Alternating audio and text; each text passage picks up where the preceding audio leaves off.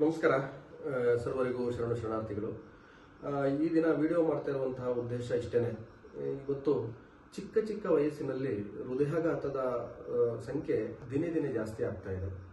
ಅದಕ್ಕೆ ಇವತ್ತು ಎಷ್ಟೆಲ್ಲ ಚಿಕಿತ್ಸೆಗಳು ಇದ್ರೂ, ಅಂದರೆ ಈಗ ಸ್ಟೆಂಟ್ ಹಾಕ್ಸ್ಕೊಂಡ್ರು ಅಥವಾ ಇನ್ನೇನಾದ್ರು ಮಾಡಿಕೊಂಡ್ರು ಮತ್ತೆ ಅವರಿಗೆ ಹೃದಯಾಘಾತಗಳ ಮತ್ತೆ ಆಗ್ತಾ ಇರುವಂಥದ್ದು ಹಾಗೆ ನಿದರ್ಶನಗಳು ಬಹಳ ಇದೆ. ಅದರಲ್ಲಿ ನನ್ನ ಹತ್ರದವರೇ 2-3 ಜನಕ್ಕೆ ಅವರಿಗೆ ಹೃದಯಾಘಾತ ಆಗಿತ್ತು, ಹಾಕೊಂಡಿದ್ರು, ಮತ್ತು 4-5 ವರ್ಷದಲ್ಲಿ ಹೃದಯಾಘಾತ ಆಗಿರುವಂಥದ್ದು.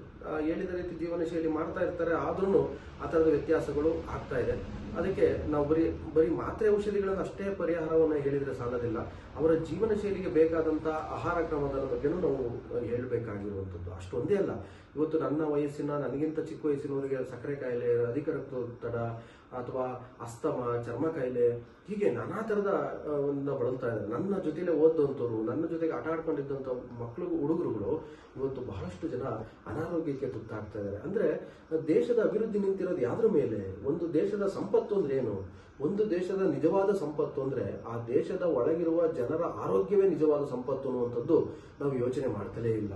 ನಾವೆಲ್ಲರೂ ಆರ್ಥಿಕವಾಗಿ ಸಬಲರಾಗ್ತಾ ಇದ್ದೀವಿ, ಆದರೆ ಆರೋಗ್ಯದಲ್ಲಿ ಕುಂಠಿತ ಕಾಣ್ತಾ ಇದ್ದೀವಿ. ನಾನು ಅದಕ್ಕೆ ಬಹಳ ಸಾರಿ ಹೇಳ್ತಲೇ ಇರ್ತೀನಿ, ಇವತ್ತು ನೀವು 10 ಕೋಟಿ ಅಲ್ಲ, 5 ಕೋಟಿ ಅಲ್ಲ, ಎಷ್ಟೇ ಕೋಟಿ ಬೆಲೆ ಬಾಳುವಂತಹ ಮನೆ ಕಟ್ಟಿದ್ರೆ, ನೀವು ಅಕಸ್ಮಾತ್ ವಯಸ್ಸಿಲ್ಲದ ವಯಸ್ಸಿನಲ್ಲಿ ಸತ್ತರೆ ನಿಮ್ಮ ಬಾಡಿಯನ್ನ, ಅಂದ್ರೆ ನಿಮ್ಮ ದೇಹವನ್ನ ಮನೆಯೊಳಗಡೆ ತೆಗೆದುಕೊಂಡು ಹೋಗೋದಿಲ್ಲ.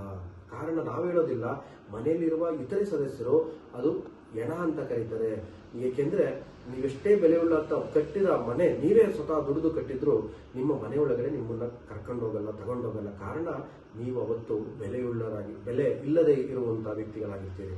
ಅಂತಹ 100 ಕೋಟಿ ಬೆಲೆ ಬಾಳುವಂತ ಈ ಶರೀರಕ್ಕೆ ಈ ಒಂದು ತೆಂಗಿನ ಎಣ್ಣೆ, ನನಗೆ ಗೊತ್ತಿರೋ ಪ್ರಕಾರ ಯಾಕೆ ನಿಮಗೆ ಹೇಳಕ್ ಬಂದೆ ಅಂತಂದ್ರೆ, ಈ ತೆಂಗಿನ ಎಣ್ಣೆಯನ್ನ ನಾನು 13-14 ವರ್ಷದಿಂದ ಬಳಸ್ತಾ ಇದ್ದೀನಿ.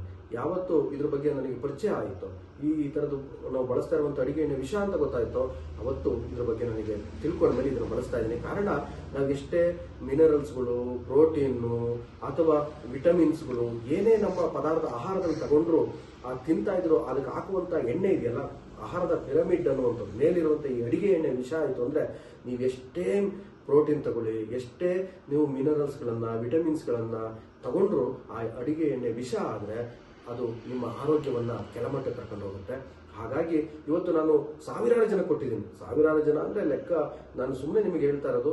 ಎಷ್ಟೋ ಕುಟುಂಬಗಳು ನಾನು ಯಾವತ್ತು ಇದನ್ನು ಪರಿಚಯ ಮಾಡಿದೆ ಅವತ್ತಿನಿಂದನೂ ಇಲ್ಲಿ ತನಕ ತೆಂಗಿನೆಣ್ಣೆ ಬಿಡ್ಲಾರದಂಥ ಕುಟುಂಬಗಳು ಯಾವಿದಾವೆ, ಇವತ್ತು ಅವರು 100% ಅವರು ಇಡೀ ಕುಟುಂಬ ಆರೋಗ್ಯವಾಗಿದೆ.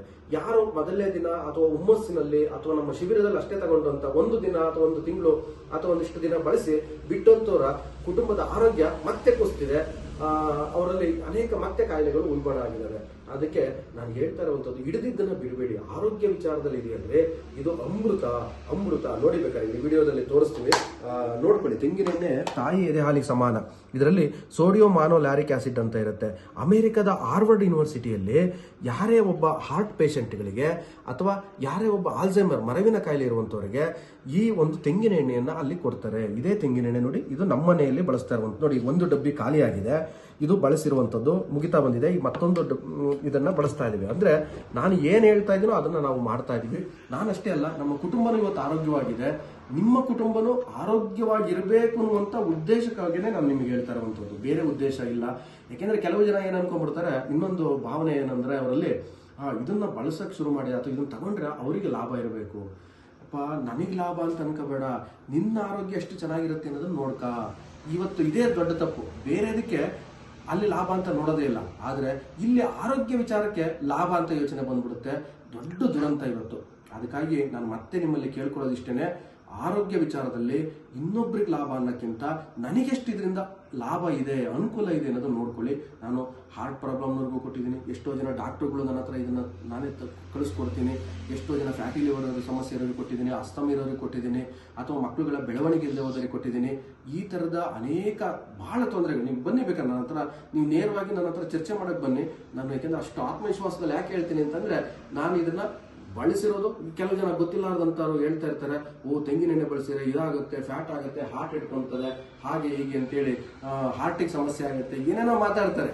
ಆದರೆ ಎಕ್ಸ್ಪೀರಿಯನ್ಸ್ ಇದೆಯಲ್ಲ, ಇವತ್ತು ವಾಗ್ಭಟ, ಸುಶ್ರುತ ಇವರೆಲ್ಲ ಯಾವುದ್ರ ಮೇಲೆ ಹೇಳಿದ್ರು ಅಂದ್ರೆ ಅವರ ಆತ್ಮವಿಶ್ವಾಸದ ಮೇಲೆ ಈ ಮಾತುಗಳನ್ನ ಅವ್ರು ಏನು ಬರೆದಿದ್ದು, ಅವ್ರ ಮೇಲೆ ಪ್ರಯೋಗ ಮಾಡ್ಕೊಂಡ್ರು. ಹಂಗಾಗಿ ಅವ್ರು ಹೇಳಿದ್ರು, ಇವತ್ತು ನಾವು ಪ್ರಯೋಗ ಮಾಡ್ತಾ ಇಲ್ಲ, ಸುಮ್ಮನೆ ನಾವು ಓದಿದೀವಿ, ನಾವು ತಿಳ್ಕೊಂಡಿದ್ದೀವಿ, ನಮಗೊಂದು ಸರ್ಟಿಫಿಕೇಟ್ ಇದೆ ಅಂತ ಹೇಳಿ ಮಾತಾಡ್ತಾರಲ್ಲ, ಇದು ತಪ್ಪು. ಅದನ್ನ ಬಳಸಿ 16 ವರ್ಷ ಅಥವಾ ಒಂದು ವರ್ಷಗಳ ಕಾಲ ನೀವು ಬಳಸಿ ಮಾತಾಡಿ, ಇಲ್ಲಾಂದ್ರೆ ದಾರಿ ತಪ್ಪಿಸ್ಬೇಡಿ, ಯಾರನ್ನು ದಾರಿ ತಪ್ಪಿಸುವಂತ ಕೆಲಸ ಮಾಡಬೇಡಿ. ಏಕೆಂದ್ರೆ ಆರೋಗ್ಯ ವಿಚಾರದಲ್ಲಿ ಯಾರು ಆಟ ಆಡಬಾರ್ದು. ಇದು ಎಲ್ಲೂ ಅಲ್ಲ, ಇದು ಯಾವುದೇ ಬೇರೆ ಹೊರಗಿನ ಪ್ರಪಂಚದ್ದಲ್ಲ, ನಮ್ಮಲ್ಲೇ ನಮ್ಮ ರೈತ ಬೆಳೆಯುವಂತಹ ಕಾಯಿಂದನೇ ಮಾಡಿರುವಂತದ್ದು. ನಮ್ಮ ಉದ್ದೇಶ ಒಬ್ಬ ರೈತನಿಗೂ ತೆಂಗಿನ ತೋಟದವರಿಗೂ ಒಂದು ಇದರಿಂದ ಲಾಭ ಸಿಗುತ್ತೆ ಮತ್ತು ನಮ್ಮ ಆರೋಗ್ಯನೂ ಚೆನ್ನಾಗಿರುತ್ತೆ ಅಂತ ಹೇಳ್ತಾ ಬಳಸಿ. ಒಳ್ಳೆಯದಾಗಲಿ. ಹೆಚ್ಚಿನ ಮಾಹಿತಿಗೆ ನನ್ನ ಸಂಪರ್ಕಿಸಿ, ನಿಮಗೆ ಮಾಹಿತಿ ಕೊಡ್ತೀನಿ. ನೀವು ಹೆದರಬೇಡಿ, ಧೈರ್ಯವಾಗಿರಿ, ನಮ್ಮ ಶಿಬಿರಕ್ಕೆ ಬನ್ನಿ. ನೀವು ಏನಾಯ್ತು ನಾನು ಹೇಳ್ತೀನಿ, ಅಷ್ಟು ಆತ್ಮವಿಶ್ವಾಸ ಇದೆ. ನಾನು ಯಾಕೆಂದ್ರೆ 101 ಬಾರಿ ರಕ್ತದಾನ ಮಾಡಿದ್ದೀನಿ. ಇವತ್ತು 25 ವರ್ಷ ಆಯ್ತು. ಇಲ್ಲಿ ತನಕ ಯಾವುದೇ ಔಷಧಿ ಮಾತ್ರ ನಾನು ತಗೊಂಡಿಲ್ಲ. ನಾನು ತಗೊಳ್ಳೋರಿಗೂ ನಮ್ಮ ಕುಟುಂಬದಲ್ಲಂತೂ ನಾವು ಬಳಸೋದಿಲ್ಲ.